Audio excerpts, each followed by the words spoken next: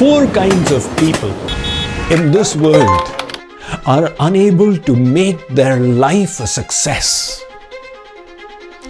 Who are these four types?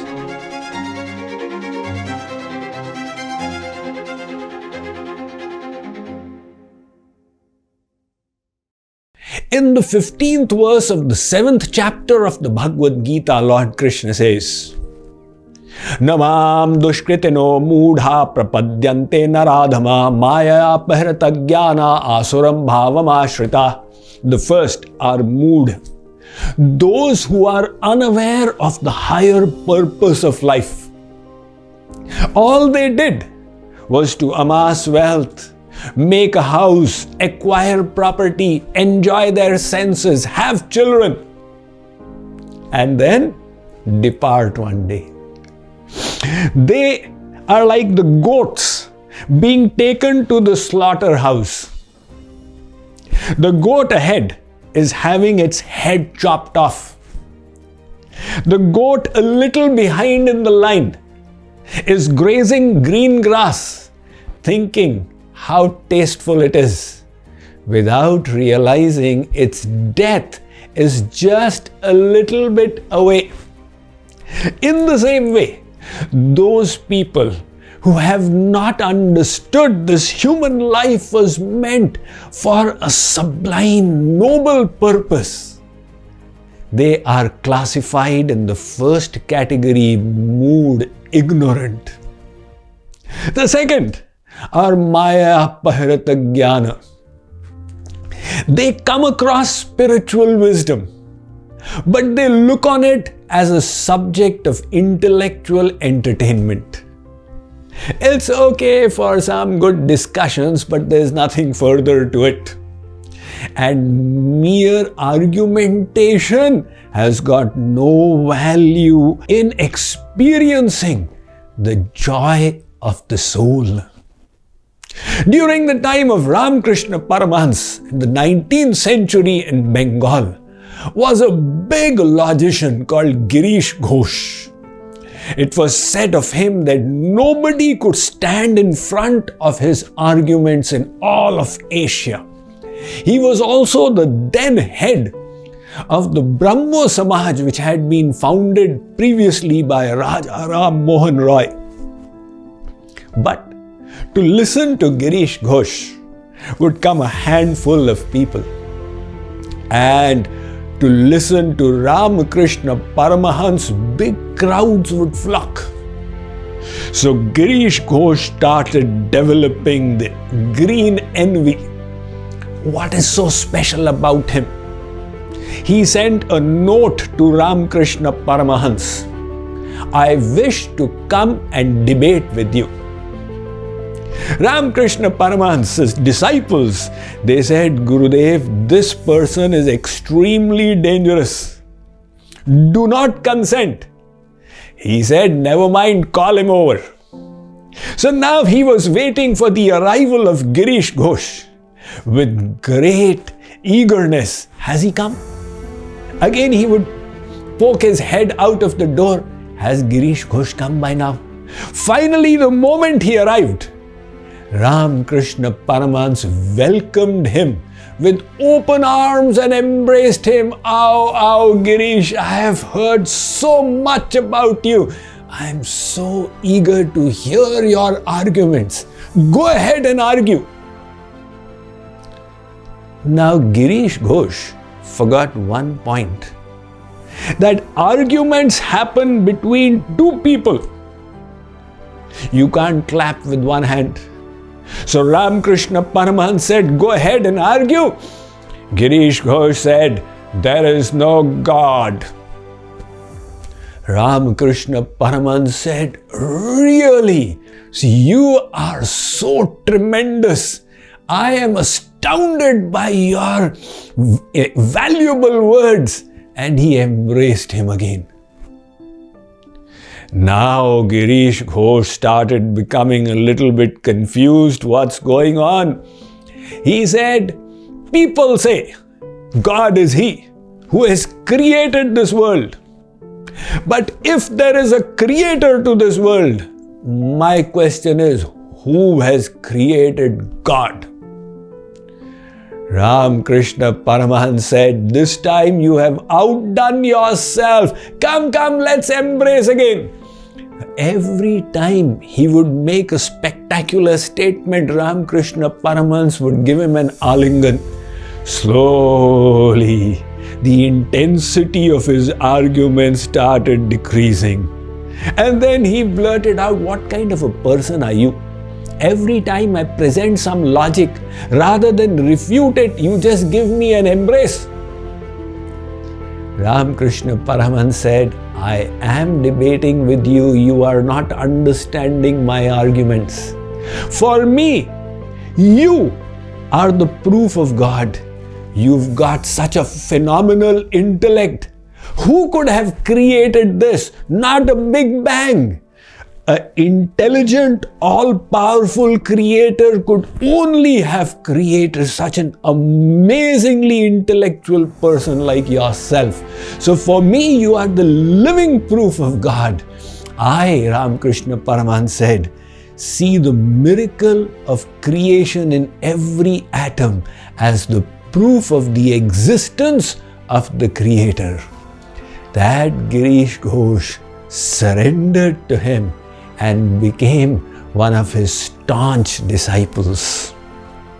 So Naradji says in the Bhakti Darshan, Vado Navalambya, look, there is no point just arguing and arguing. A bottle has got honey in it. Now either you keep analyzing and write a PhD, or else you open it, taste it, and you will say the honey is so beautiful. So pramanantarasyanapekshvatvat swayam pramanatvat. This spiritual path will give you the proof by realization. The bliss that you experience in your soul will let you know that this is a fact. So the second kind of people who are unable to succeed in their life are those who only look on spiritual knowledge as a subject of intellectual entertainment. And then there are the third kind of people. They are asuram bhavam ashrit. They hate Vedic wisdom. They hate spiritual knowledge. Wherever there's a kirtan started, hey, stop! You're disturbing us, we shall call the police. They dislike the subject of God. Naturally, they are not going to go in the auspicious direction. And the fourth kind, Naradham. Who are these? They know what is the purpose of life. They know we need to purify our mind. They know we need to do good karmas. And knowing it, they still don't do it. Why? Laziness. Kar lenge. I'll do it later.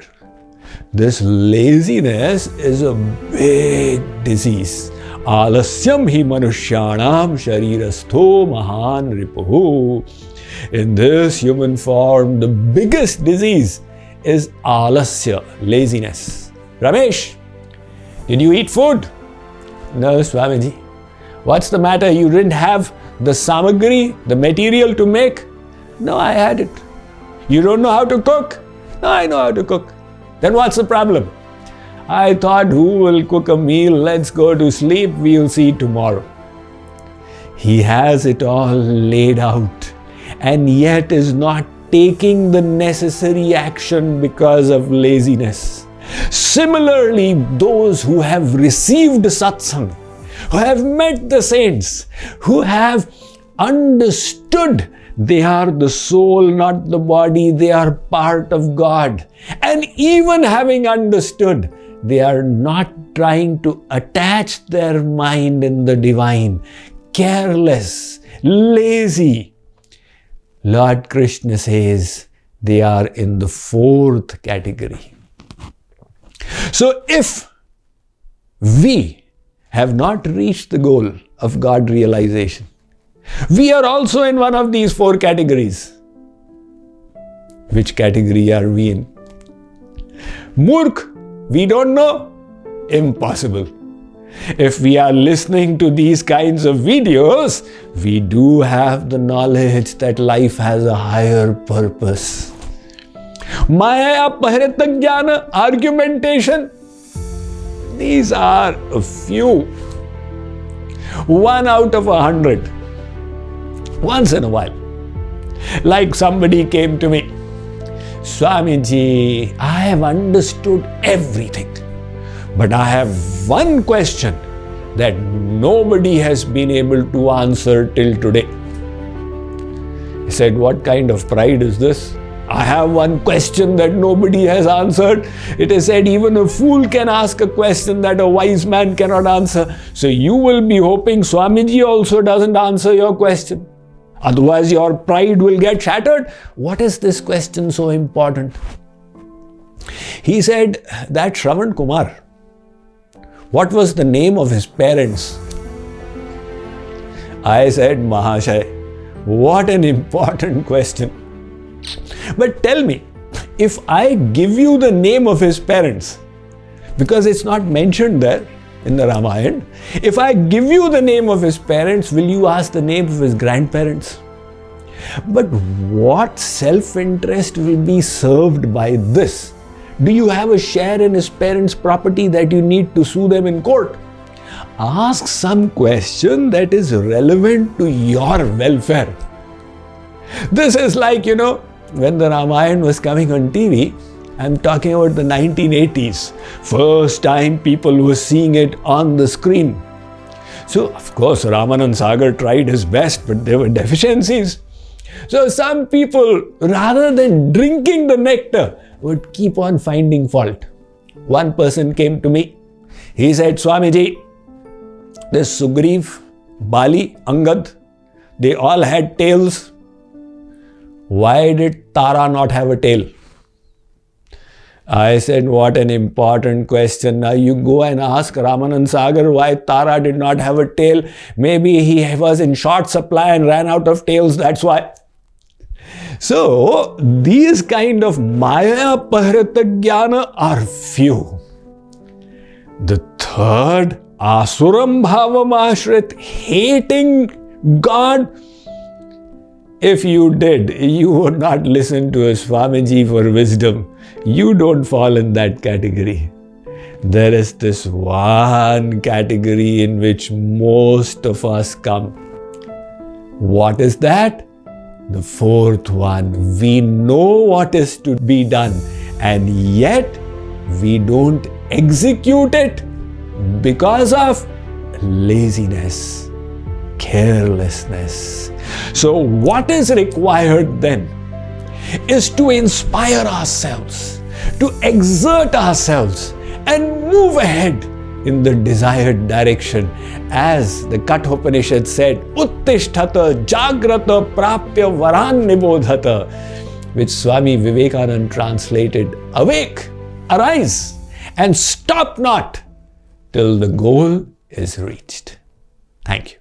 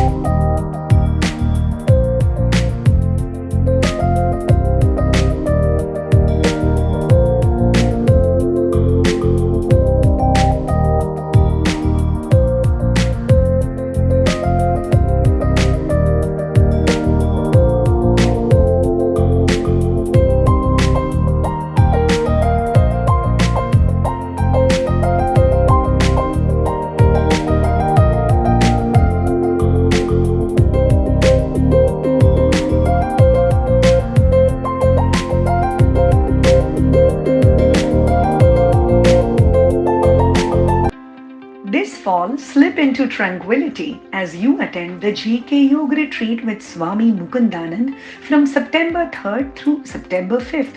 Wake up to refreshing mornings with yogasanas, pranayam, meditation, enlightening discourses by Swami Mukundananda, and melodious kirtans.